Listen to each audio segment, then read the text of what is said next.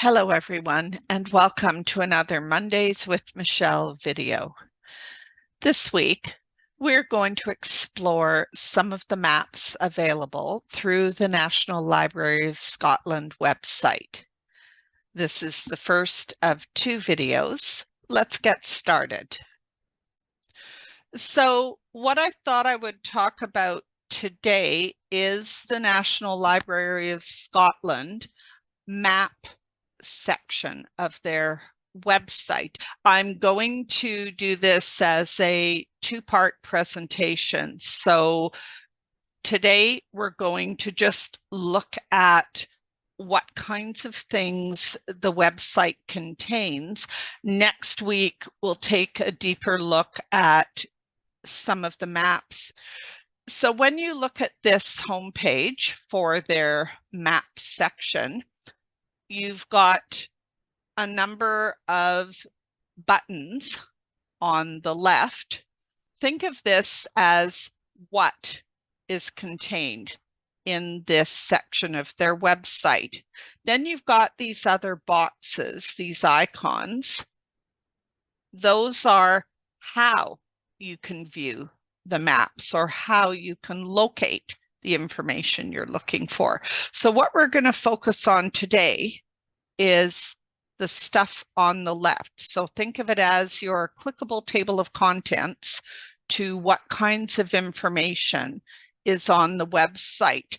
And it is well worthwhile looking at the guide to this website and the research guides buttons. And I'll just show you the guide to the website brings up this page. And what I like is it gives you some introductory videos that will explain how to use the website.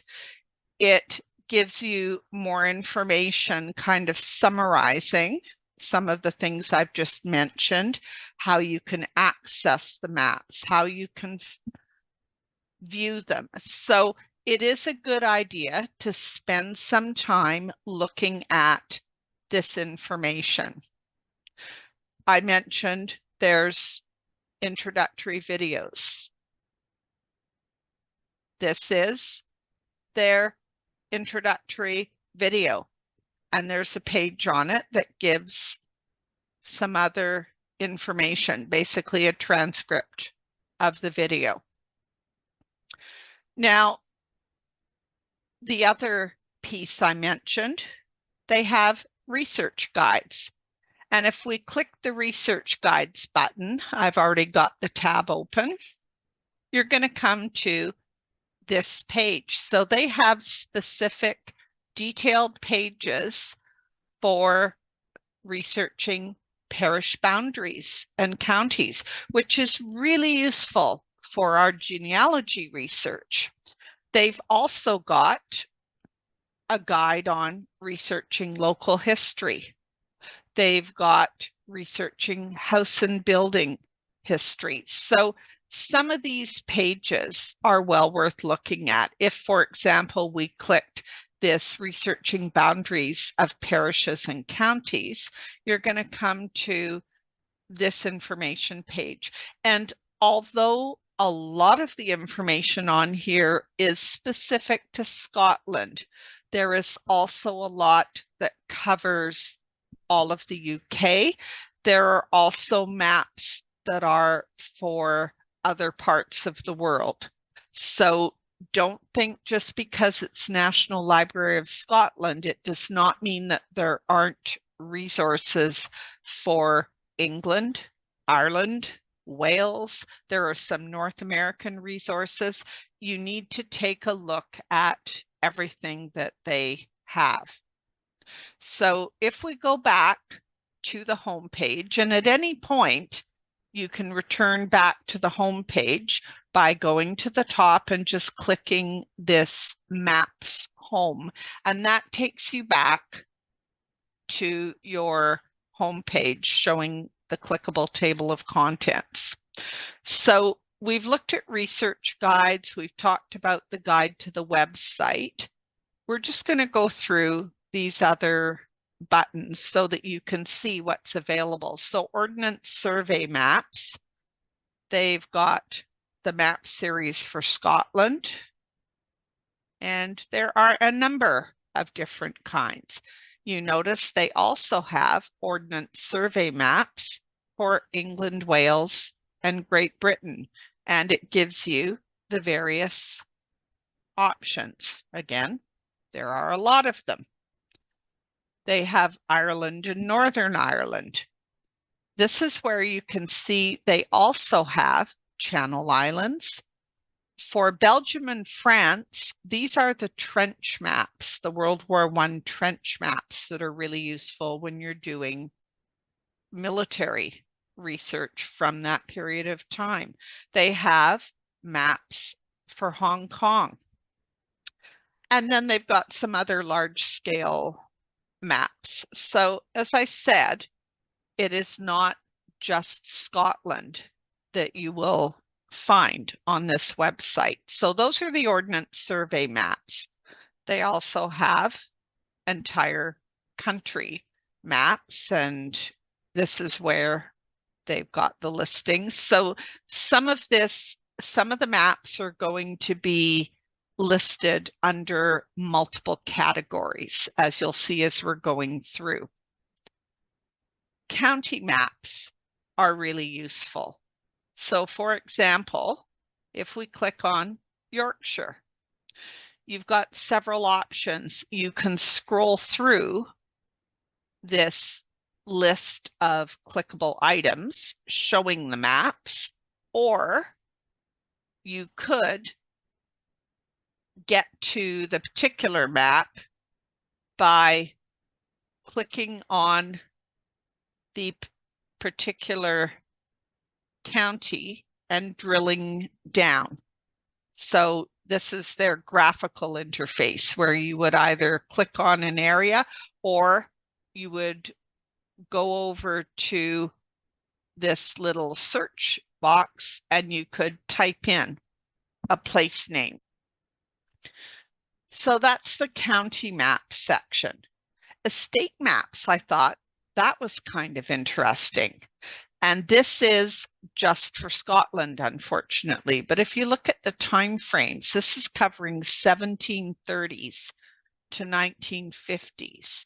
So you can look at those maps, find something based on the particular county, or you can scroll further on the page and it is actually listing the estate. So here's Queensberry estate plan, state Earl of Selkirk, Sutherland estate maps.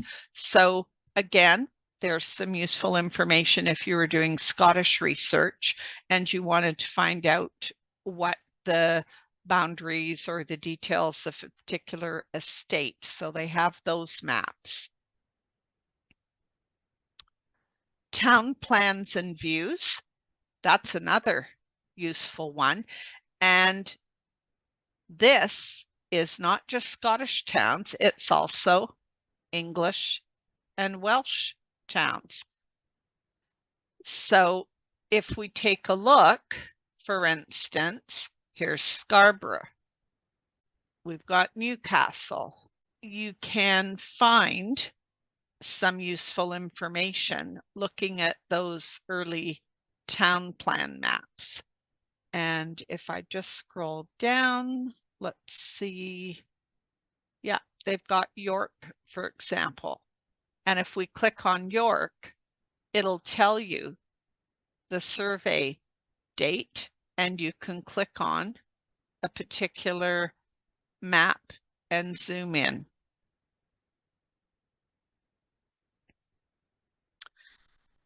Coastal Admiralty charts, you'll find lighthouse plans, harbor plans, the Stevenson Company, all of their maps.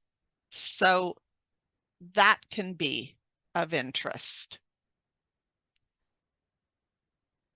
We mentioned the military maps. This is the First World War trench maps, the British War Office maps that they used. So this can be useful for military research if you had World War I ancestors that were serving in France and Belgium. And they've got a category series maps. So the different series they offer. They've got graded road maps, tourist maps. So you can get an idea of what are some of the other kinds of maps they've done. Here was a soil survey, land utilization. So what I found interesting was even just browsing through these categories to get a sense of what else they offered, because I think it would be fair to say it's far more than what most people realize. So it's worthwhile just taking some time and browsing through.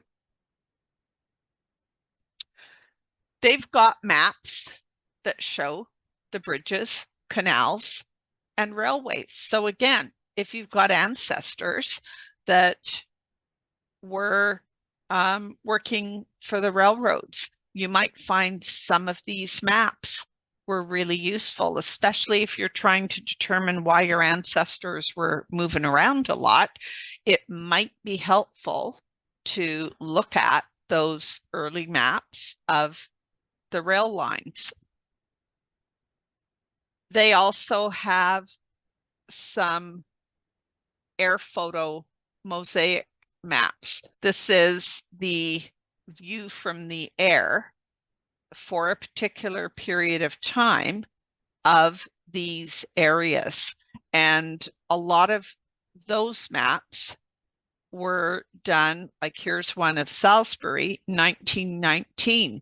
You might find that was really useful, particularly if some of the areas were heavily damaged during the war. If they were bombed, it might be really interesting to compare these aerial images of those areas compared to more modern maps to get a sense of what the area looked like. And they have maps that show how deep the different lochs are in Scotland. So if that's something that you might want information on, they have 223 colored maps and 60,000 soundings with data on the depths of the waters in the lochs. They've got international maps. So you can see there's some for India, Hong Kong, Jamaica. There's a few maps for America. They've got some world maps. They also have atlases. So they've got a number of historical atlases listed. And one of the other items I did want to show you, in the Maps of the World section, I was looking through what they had listed. So to get to this screen, let me just go back here. So I went to World Maps. That's what I clicked on to get to this page. And there's a few really interesting resources I noticed as I was scrolling down.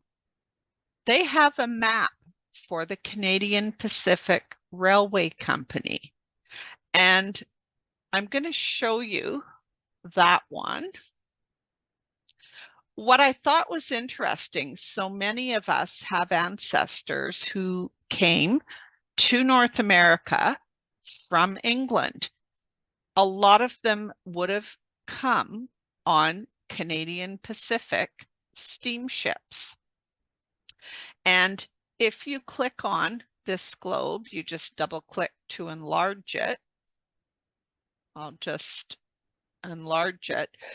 These dotted lines are the steamship routes for the Canadian Pacific steamers. And you can see Liverpool to Halifax, 2,342 miles.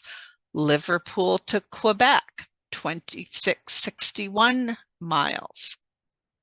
So if we just kind of shift the map, you can see here's where those ships were leaving from in England. So maybe it was from Plymouth, maybe Southampton, and you can follow the dotted lines to get that sense of where they were going. So if they were going to Quebec, for instance, they would either have been going this route here or this route here. And just getting a sense of the distances, I think, is really, really interesting. So I thought that was a very interesting resource. The other one I found that was quite interesting, there is also a map that shows the sailing ship routes. And if you click on that one, so this is showing based on the winds, the trade winds and the currents, it's showing the routes that sailing ships would have taken. So again, if you are trying to figure out exactly how your ancestor got to wherever they were emigrating to, some of these maps might provide useful background information. So I found that interesting. I hope you enjoyed this week's video. Thanks for watching.